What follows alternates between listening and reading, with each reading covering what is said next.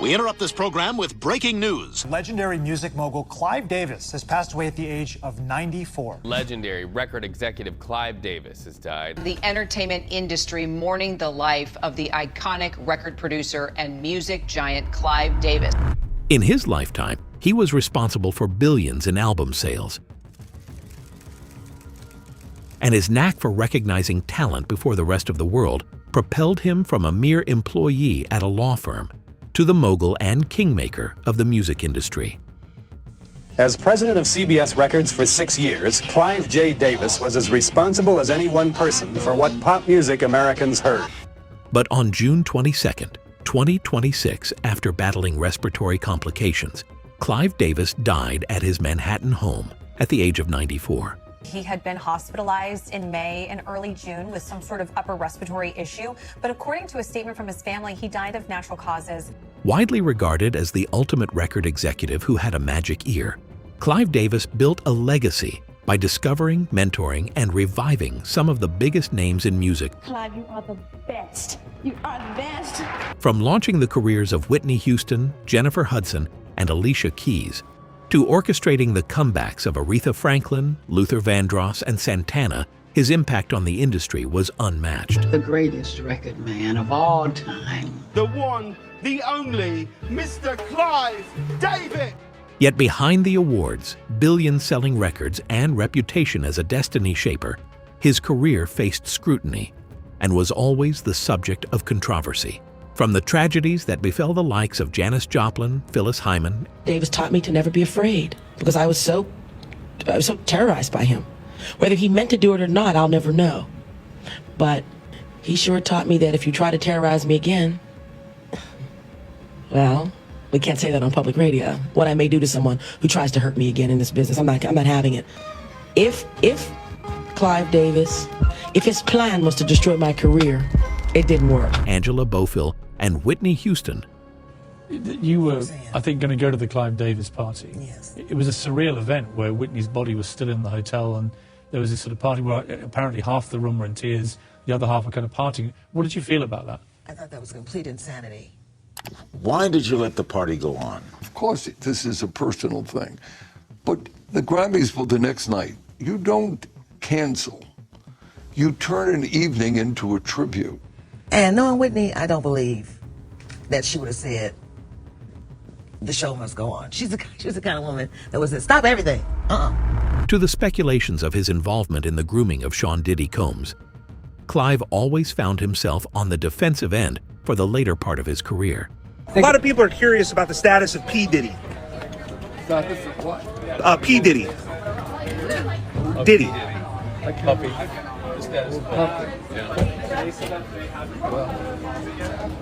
What do you make of that situation? His boss name is Clive Davis. Clive run him. Diddy don't run himself. So who was Clive Davis? A visionary who transformed the modern music business, or simply a master corporate strategist who only cared about profits? From addressing the wild allegations to going back in time. Rumor has it, allegedly, Diddy got on his knees for Clive Davis in 1994, and that's how Bad Boy Records came about. Her and Clive had a fight 2 days before, and from what I was told, Bobby Christina was present for some of that fight, and then the next thing you know, she's dead. This is the hidden and untold story of Clive Davis and the shocking revelations of how and why he became the man he is.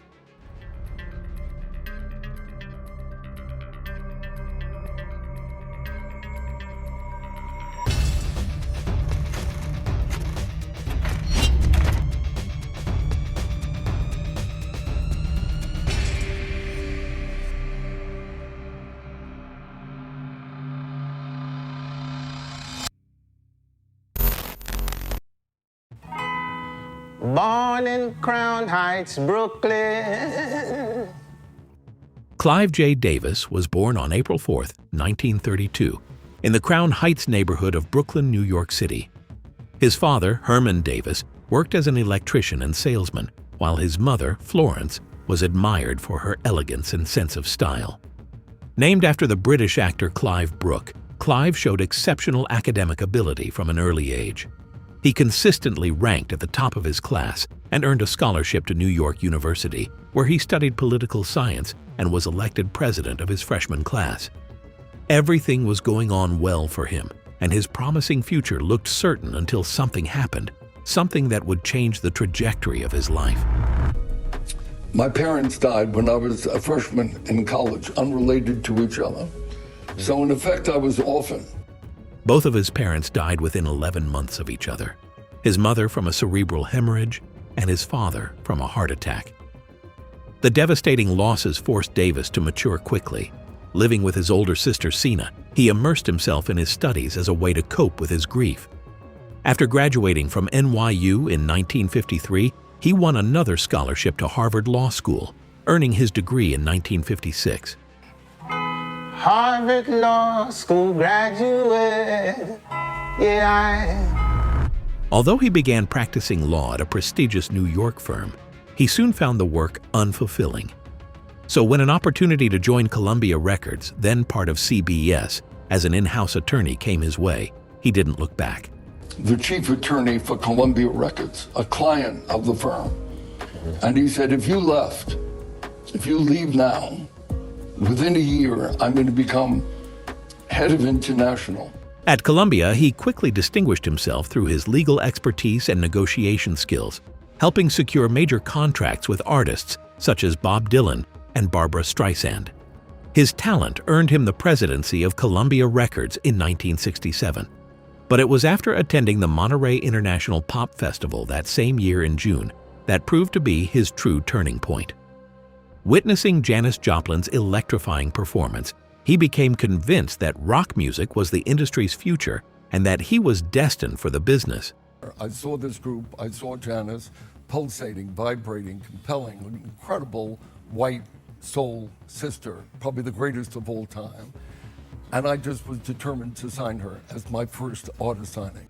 Acting on that vision, he signed artists including Billy Joel, Bruce Springsteen, Santana, Chicago, Neil Diamond, Aerosmith, and Laura Nyro. By embracing rock and modernizing Columbia's conservative culture, he reshaped the label and established himself as one of the most influential executives in music history.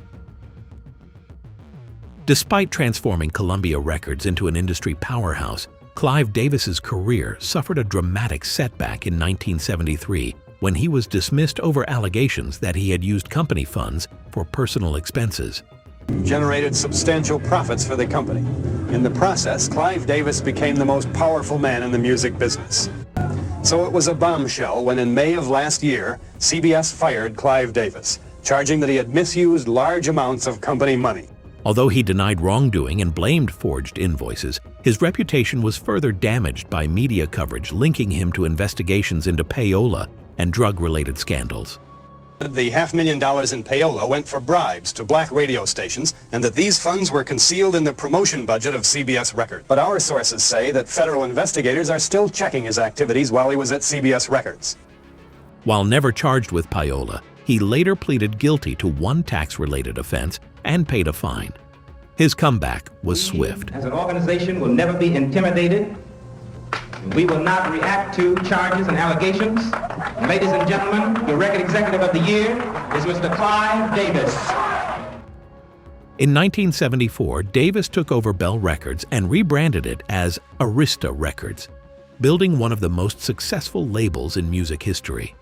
He signed and developed artists including Barry Manilow, Dionne Warwick, Aretha Franklin, Whitney Houston, Patti Smith, and many others. Known for his hands-on approach, Davis often pushed artists to rework songs until he believed they had commercial potential. His guidance helped produce Whitney Houston's iconic recording of I Will Always Love You, one of the best-selling singles ever released. Arista Records, Clive, you're the best. While it was no doubt he had cracked the code in the music business, his management style drew criticism. Some artists, including Barry Manilow, reportedly disagreed with his emphasis on commercially successful material over personal artistic expression. Artists who write, they're reluctant to do outside material.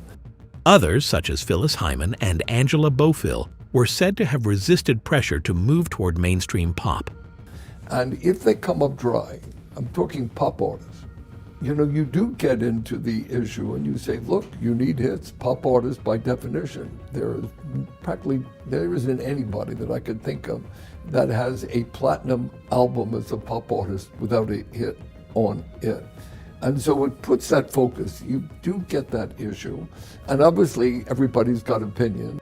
And when their replacement, the energetic Whitney Houston, later struggled with addiction, which is rumored to have been the cause of her controversial death in 2012, some critics questioned whether Clive only cared and prioritized commercial success over artists' well-being. Why did you let the party go on? Of course, this is a personal thing. But the Grammys were the next night. You don't cancel. You turn an evening into a tribute. You did a magnificent evening. Into... Did you give a thought to canceling? Never. You never thought? Never. Throughout the 80s and 90s, Clive Davis continued to demonstrate exceptional commercial instincts after forming partnerships with influential music executives such as L.A. Reid and Sean Diddy Combs, someone who would later make headlines for all the wrong reasons. For the case of the allegations that he's the one who groomed Combs, some have argued that the grooming started way long before they met, and that the success might just have revealed Puffy's character. Clive is known for later founding J Records, a label that helped launch Alicia Keys' career. He left behind 4 children and a number of grandchildren. To Mr. Clive Davis, I don't even have to say anymore.